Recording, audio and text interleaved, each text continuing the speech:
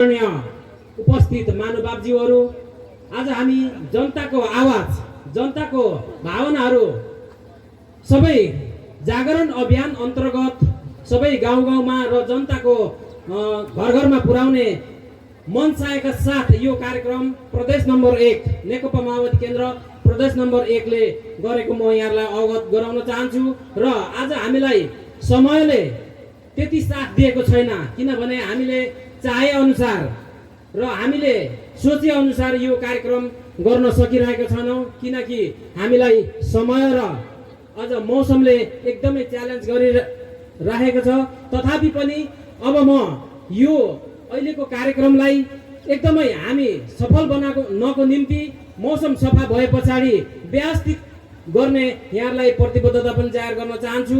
र यो नेकपा माओवादी केन्द्रले यो प्रदेश नम्बर 1 मा हामीले यो विभिन्न माध्यमबाट वास्तवमा पहिचानको आधारित कुराहरू गीत सङ्गीत मार्फत हामी गर्न चाहन्छौँ।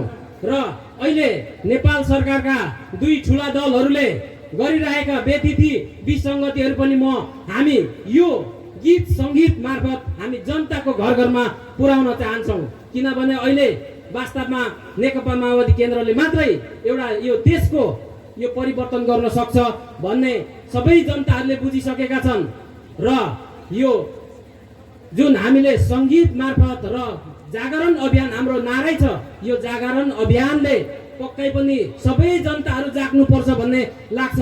र सबैलाई यो धेरै टाढाबाट यो हाम्रो मिक्लाजुङमा कलाकारहरू आउनु भएको छ, कलाकारहरूलाई पनि म स्वागत गर्न चाहन्छु।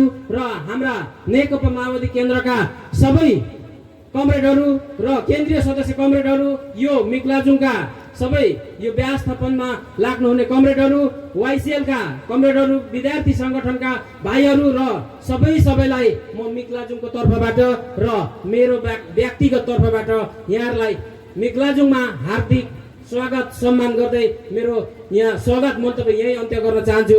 धन्यवाद। स्वागतम।